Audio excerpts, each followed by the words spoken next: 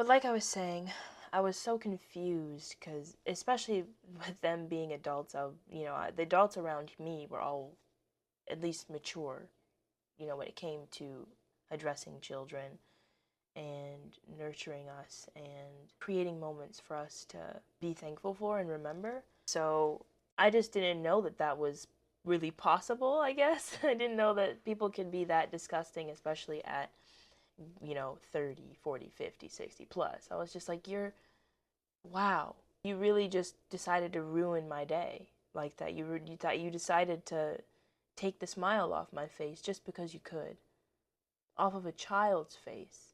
And that says everything about them and nothing about, you're a kid. Whoever has experienced something like that and you were a kid, it's absolutely like there's nothing you did. You just existed and that person disliked that you were existing joyfully. And it always is, I can only see it as it's because you're miserable. Like why does my joy offend you? Why does my safety offend you? Why does my freedom offend you? The answer is look where we're at. We're in the US. The US is a young country, and only about 50 years ago did segregation end. But things were still happening in the 70s and the 80s. I mean, I think it was the 70s where the Central Park Five were all convicted wrongfully for assaulting that young white woman who didn't know what happened, like who did it, and thus was quick to just say, yeah, it was them. And, people talk about, like, oh, she was traumatized. I can get that. I'm not even going to address that. But it did ruin the life of, was it 3 young men? Oh, five. 5 young men. Oh my gosh. Excuse me, y'all. And I got to meet one of them, but that's another story as well. That was a great time. It was great hearing him speak. But back to the point of the poem, I was thinking about all that, and as I got older, I started to take those things less personally. So the last time I haven't been called the N word in a long time, thank goodness. But if I was, I just know how I'd react. Obviously, it would feel like, wow, you really felt the need to say that, but I know who I am, and that's not me. I don't know who you're talking about. You can say that to me. You can charge that word my way, but I don't know who you're talking about. I don't know what that is. And that's how I'm moving forward in this era of my life. I watched that man and I wrote that poem, and it's very contemplative of how all of us allow ourselves to see other people in negative lights so easily because of what we've seen and what we've heard, and we can't be blamed for half of that. But I think it does take just, I guess, maturity to not let it affect you so deeply, knowing what to advocate for and when to do so. There's always a time and place for it, but just not letting it consume you. Like, don't let your thoughts of this other person, your frustrations, your ire, your anger consume you, because then you become just like them. And that is ineffective in bringing about change. But to that man, you know, I don't know his story either. And I'm just going to leave it there. We're going to move on to the next poem.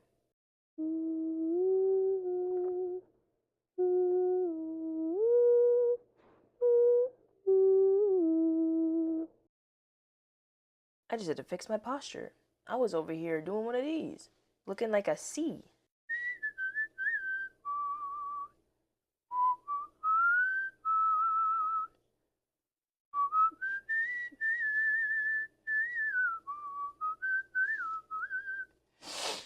Okay, I am going to do like a kind of a conversation and a poem at the same time, which is like dang near what this is. But I wrote the poem in March of last year, and I came back from Colorado about a month ago, again with some family members of mine, and I just realized how they kind of connect. I was thinking, let me get comfortable. My mind is like kind of all over the place and I want to make sense to y'all and to myself. We just came back from Rocky Mountain National Park, which is beautiful, incredible, and it's frustrating that Trump is trying to destroy that. What we've preserved, what we have left of this land, this beautiful land that we're on. Another conversation, but I just had to point that out.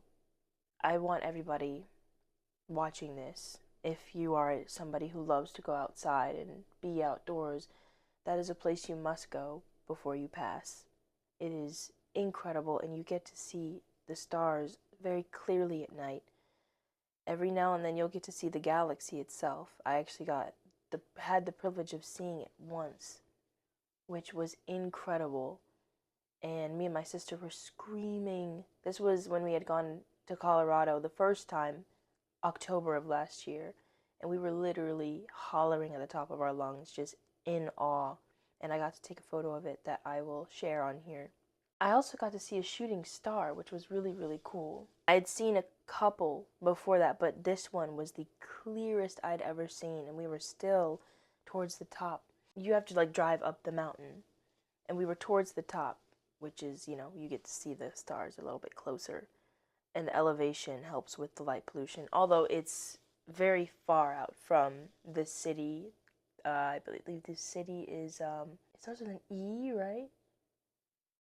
And as you rise with the mountains, you get to see a lot more happening. You get to see a lot more wildlife.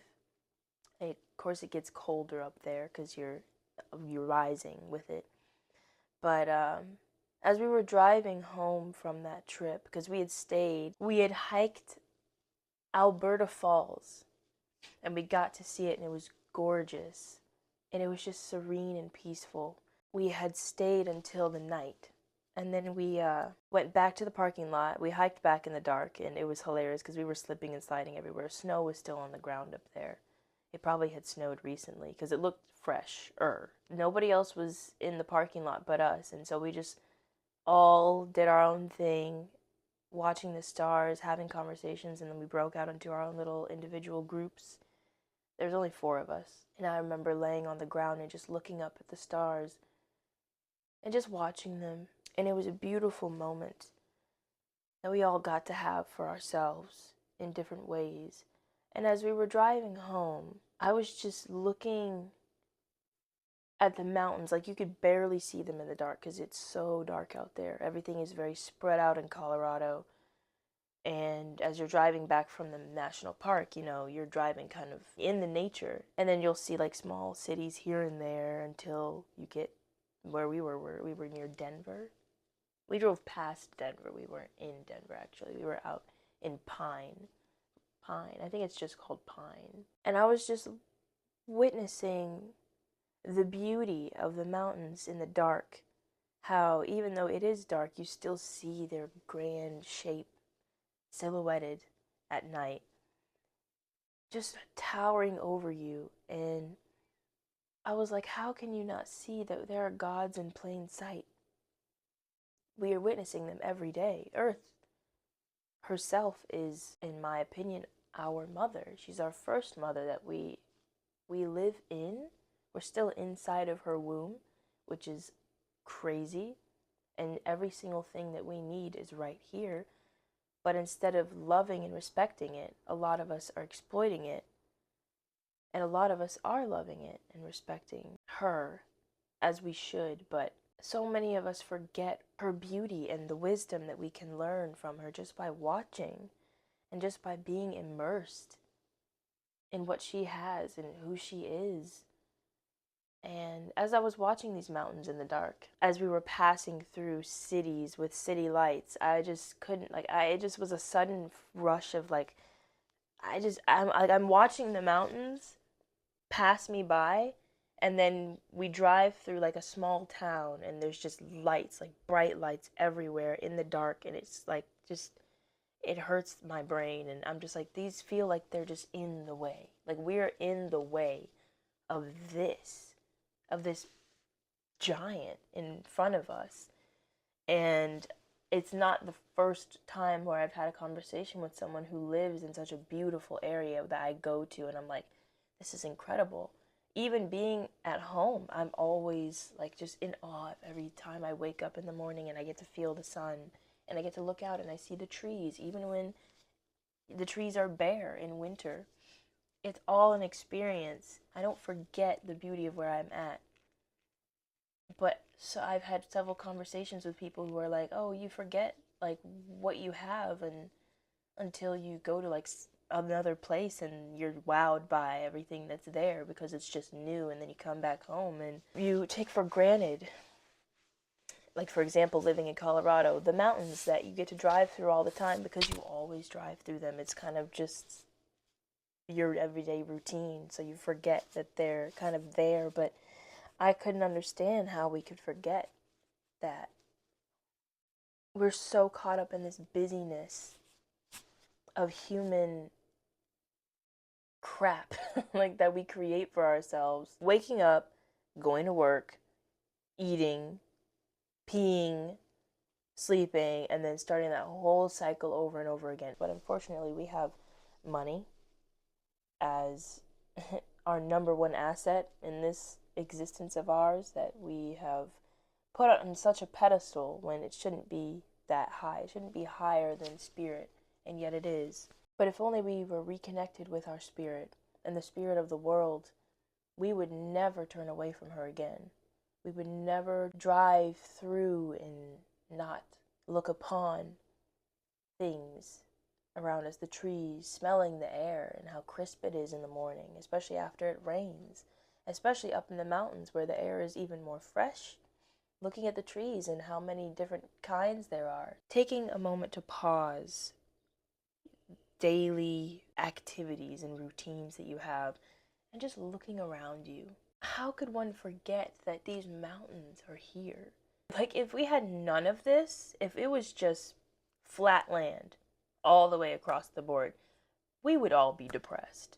I'm like, if there was just no like greenness in sight, like the color green, I think there is actually color theory describes how, different colors affect your psyche. And green, it's all around us. It represents fertility and vitality, and looking upon it makes the average person like, I'm so glad I woke up this morning to green because I feel like I can take on the day and like everything else around me is also moving with me, not against me or not without me, It doesn't take a lot. Taking even 5 minutes out of your day to go outside, feel the sun, take a seat, 5 minutes, and just look around you. Don't leave your phone inside. Leave all your devices inside. Everybody, I guarantee you, can take 5 minutes, even if you're working a lot, even if you're a parent who is parenting. There is a part in your day where you can take 5 minutes to just go outside and admire what's out there and around you. You're not the only one here. And because of that, you're not the only thing that exists and thus not the only entity to learn from. There's so much around you that you can learn from. It doesn't need to have a mouth to tell you what is going on in this world, what you can understand. You just have to observe some things. Energy is felt. You can watch someone for, let's say, 30 minutes, and you can understand a little bit about them. You don't need words for a conversation. Some conversations are quiet. And they're all around us. But I keep repeating myself, kind of. I'm going to read this poem. It's called In Vegas. I wrote it last year, in March of 2024. I'm convinced these mountains are gods in Vegas. What a colorful city. So flat, but when I look above it all, I see the mountains. The city sits before me, as do they, giant as the life brewing in these streets, however still. We station ourselves below, brewing in the mundanity of our routines, but when we follow the trails to their peak, we rise with them, and they ground us more than any city. I was with my father and my sister. We all went on this road trip. We flew out to Vegas first, and then we drove to different states from there, and it was an excellent trip. But when we were in Vegas, Vegas is probably my least favorite city in this entire country. It's just full of shit. Like, I'm not gonna lie, like, excuse my language, I don't really curse on this channel, but it's just full of just ugh, like ugh. And then the whole phrase, like, what happens in Vegas stays in Vegas, that explains to you exactly what you need to know about Vegas. That is what it's all about. It's just distractions left and right and fun, raunchy fun. And I'm sure there's there's a lot of concerts, of course. I know Adele used to have her like concerts out there, and I know those were huge. Cool. Don't really care. I don't like it. I don't like being there. I was glad to be there with my dad and my sister, but I would never return on my own. And it's crazy because I thought New York was my least favorite city because of how busy and dirty it is. But nah, Vegas takes the cake. It's somehow worse. Aside from crapping on Vegas as a city, I was alluding to it being a colorful city because of all the activity that happens there. Casinos everywhere.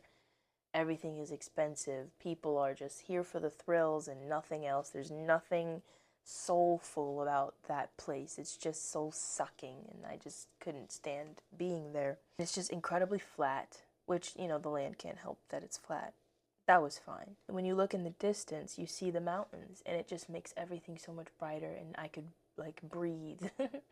I felt good just seeing them in the distance because they looked like they were waiting for me to join them. They're just a reminder of how I must ground myself. It's just the stillness that they have, and the fact that they live in the same spot longer than my life can, my body can even understand. Like, I can't live that long.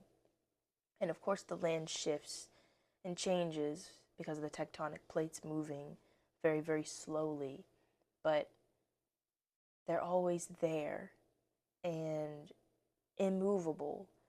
And looking upon them from inside this very bustling, busy city, as though we're all like worker bees, they're kind of just like there to remind you, slow down. What is all of this for? These mountains are enormous, of course, and we can see them from the distance. That's how big they are. They're not just like hills that kind of look like this on the horizon. No, they're like enormous. But they don't go anywhere. I was comparing it to how people think that being in Vegas, in the Vegas Strip, is everything. Because you get this and that, and there's so much to do, and every corner you turn there's a thrill, and you get to experience it all. This is huge here. Like, we blow up how big Vegas is and how much there is to do. The mountains are just, in my opinion, they're more grand than Vegas, and how we blow it up as one of the best cities to go to and enjoy yourself.